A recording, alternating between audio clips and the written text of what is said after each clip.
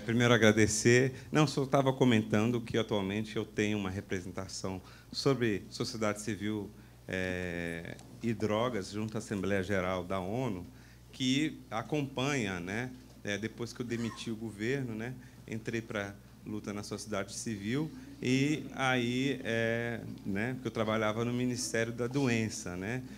O Ministério da Doença é interessante a gente pensar, porque o conceito de saúde, né, o conceito de saúde, pela Constituição da própria Organização Mundial de Saúde de 1946, define saúde não como o inverso da enfermidade, né, mas sim como um estado de bem-estar físico, psíquico e social. Né? E, quando a gente, de forma bastante progressista, fala drogas é uma questão de saúde, nós caímos na discussão sobre o que acontece no Ministério da Saúde, se é internação, se não é internação, e esquecemos muito dessa dimensão de saúde pública, que vai tocar todo o conceito de bem-estar coletivo, né? E a questão do bem-estar social, que é trabalho, emprego, moradia e fala, né? Que foi justamente o que as políticas antifascistas, que foram muito bem aplicadas, com dificuldades, etc., mas que se tornaram referências, e eu digo isso de... Bom, Natália, Rubens, eu, pelo menos, a gente teve muito tempo viajando fora do Brasil, e sabemos muito bem da ressonância do modelo dessa experiência de São Paulo. Né?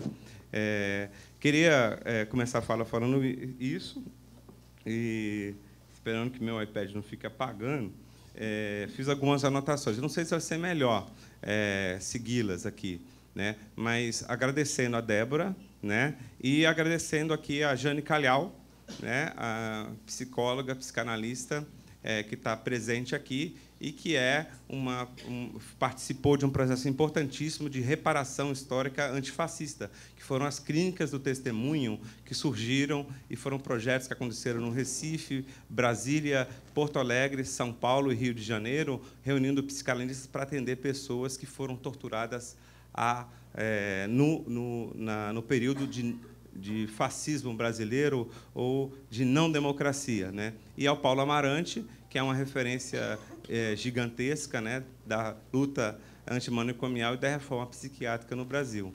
Eu queria, em nome dele, saudar todo mundo aqui. Né?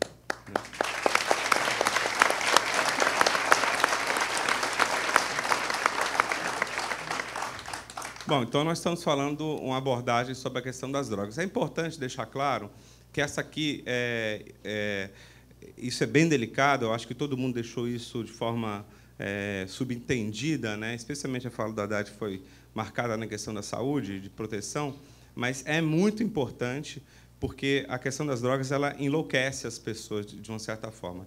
O Antônio Lancetti, que é um psicanalista maravilhoso, que faleceu, nos deixou ano passado, mas está aqui, e que pensou o programa de Braços Abertos e tantos outros programas do SUS e a questão dos CAPs, ele falava sobre drogas. Parece que existe a fissura do usuário e a contrafissura, um conceito que ele inventou no final da sua vida, assim, a contrafissura daqueles que não usam. Ninguém pensa direito.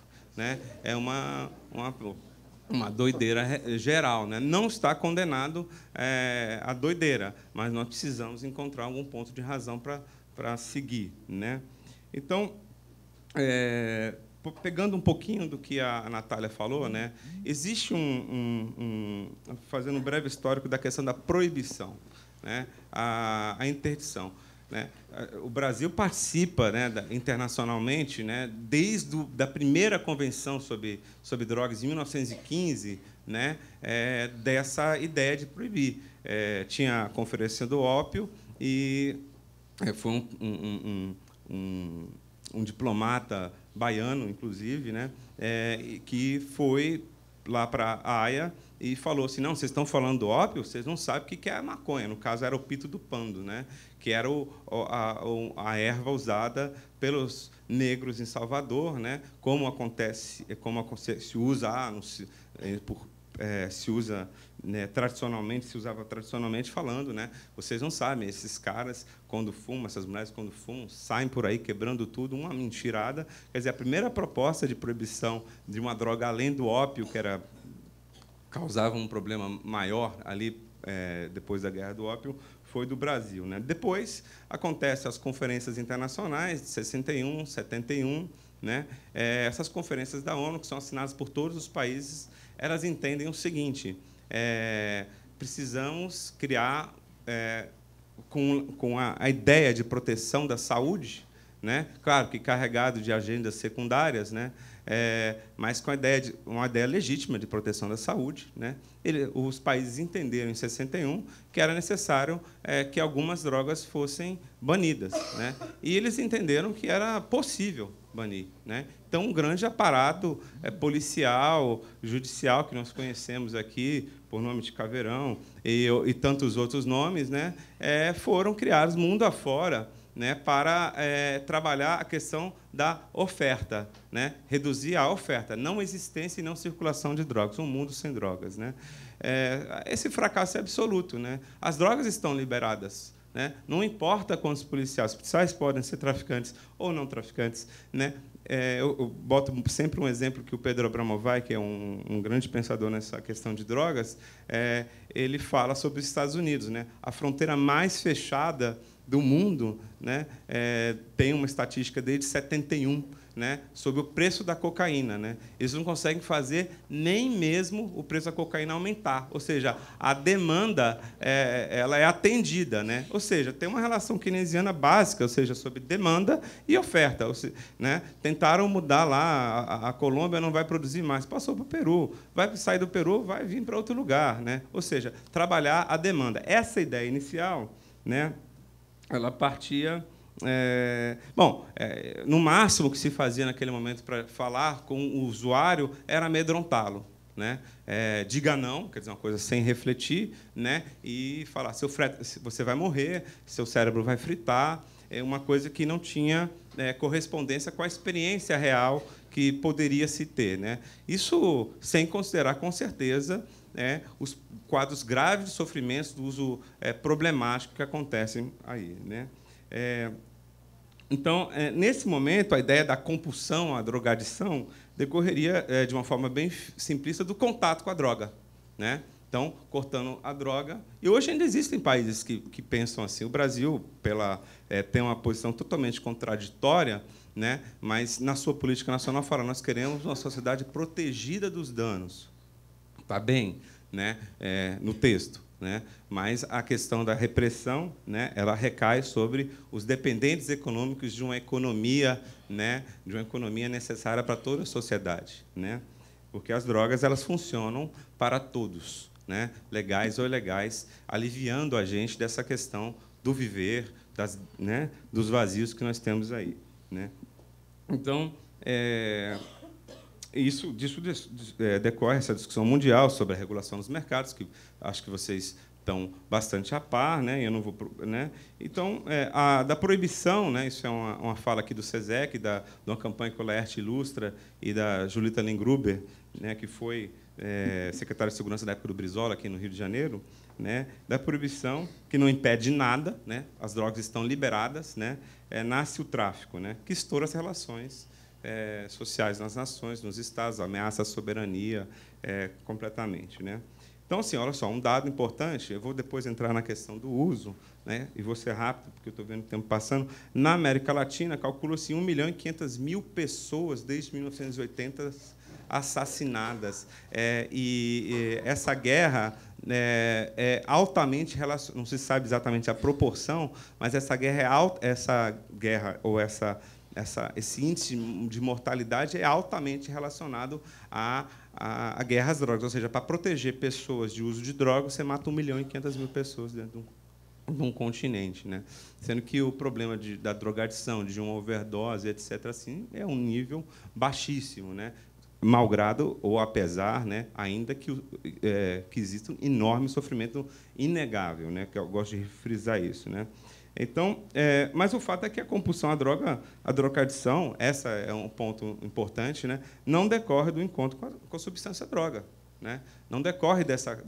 Então, essa política ela é fracassada do início, né, pela ênfase na questão vamos não deixar as pessoas entrarem em contato com a droga, né? Aliás, isso importa pouco, né? Essa questão do contato ou não contato. A questão é como a pessoa está diante do momento em que ela vai ter contato com essa possibilidade, né? E aí nisso a gente fala de vulnerabilidades, que são várias, né?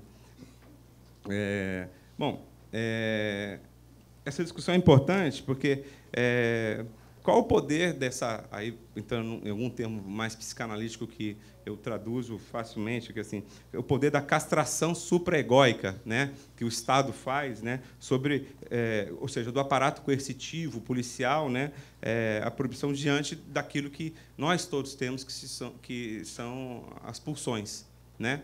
As drogas trazem um processo próprio da pulsão, que é a compulsão, a repetição, né? É uma questão que está aí, né? A pulsão é uma condição humana, né? Que é um impulso vital, energético, né? Que guia o comportamento do indivíduo fora da dimensão consciente, né? É quando eu vi, fiz. Tem algo da angústia, tem algo que guia esse comportamento, né?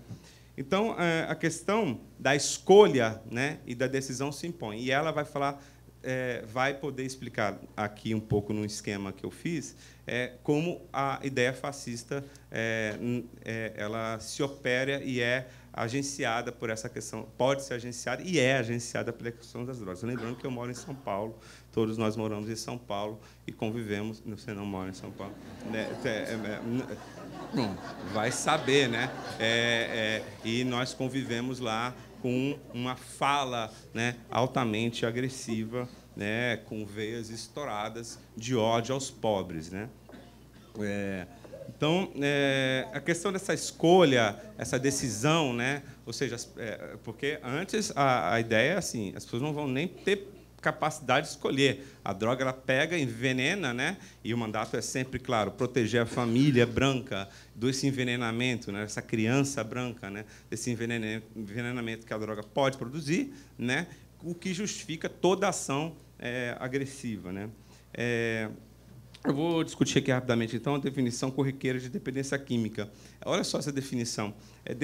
Dependência química seria uma doença progressiva, incurável, de determinação fatal, que mata desmoralizando.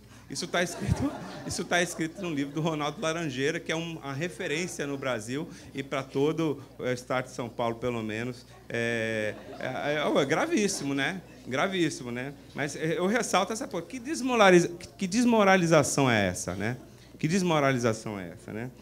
Seria, então, uma falha, e a gente entra na discussão sobre as falhas de caráter moral que o usuário de droga teria, né? Isso, como foi muito bem dito pela Débora Bramante, não é uma exclusividade dos campos de direita. Ao contrário, é difícil convencer, né, vários setores progressistas de esquerda, etc., sobre a questão de que as drogas não passam pelo ponto moral, ou não devem passar mesmo, para que a gente aborde, de fato, o problema, né? Bom, como é que o drogado é visto, né? Parece que a questão das drogas... eu vou dar um exemplo próximo, né? Sobre o mesmo campo progressista, que até acho que depois o Paulo Amarante pode reagir a isso, né? A luta antimanicomial no Brasil, o campo sanitarista que escreveu o SUS, por exemplo, hoje tem uma facilidade enorme de dizer que um esquizofrênico, um doente mental clássico, né, dessa loucura clássica, ou neuroses, etc., são pessoas que possuem todo o direito, né? Todo o direito. Né? E a luta é para se aprofundar caminhos de dar a essa pessoa em sofrimento, em opressão psíquica, uma vida cidadã, né? Mas o mesmo não acontece facilmente, mesmo entre os operadores da política antimanicomial, sobre a questão dos drogados. E por quê? Bom, a minha hipótese, e é disso que eu estou falando sobre escolha, né, é que as pessoas entendem assim, bom, diferentemente do esquizofrênico, que eu estou usando como exemplo aqui, né, como esquizofrênico clássico, louco, né, que o drogado participou do seu adoecimento. Ele vai lá, ele compra, né, ele, a priori, escolhe tudo, né? Daí vem toda aquela fala. Ele quer, né, ele é um safado, ele é um cara que não tem força de vontade, ele foi lá de novo, não larga a chupeta, etc. Isso são falas que a gente escuta em todos os campos, né? Então, Vamos ver esse ponto do julgamento, né? Aí a pergunta é assim, mas que espaço de escolha existe para indivíduos altamente vulneráveis, né? Como é o caso do usuário de crack miserável, né? Que espaço de escolha realmente de liberdade, a gente fala assim de desejo, né? De sair da compulsão, que é a negação do desejo, né?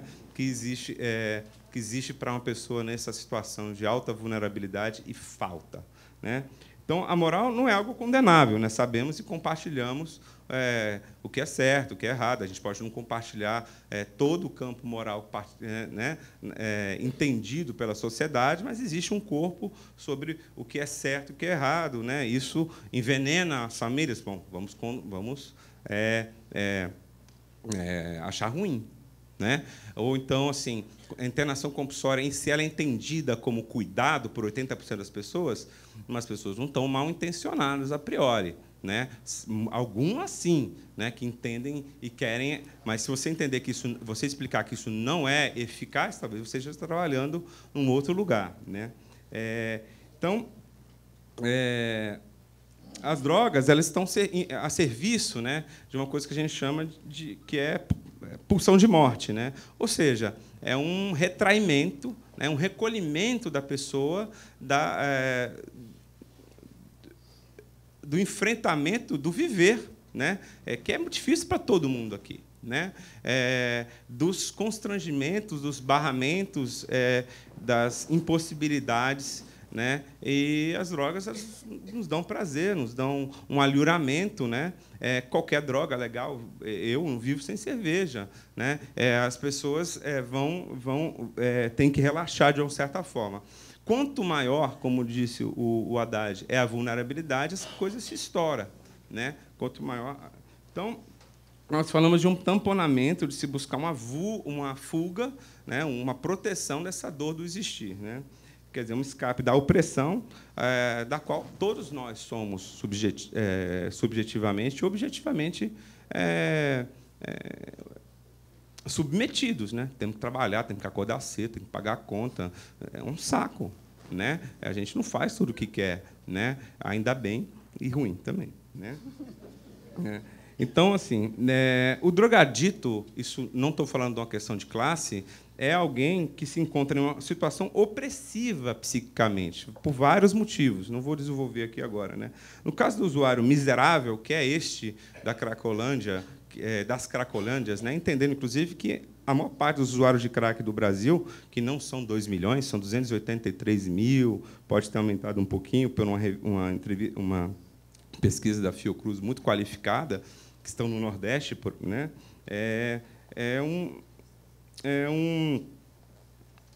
Ele se encontra nessa situação opressiva, né?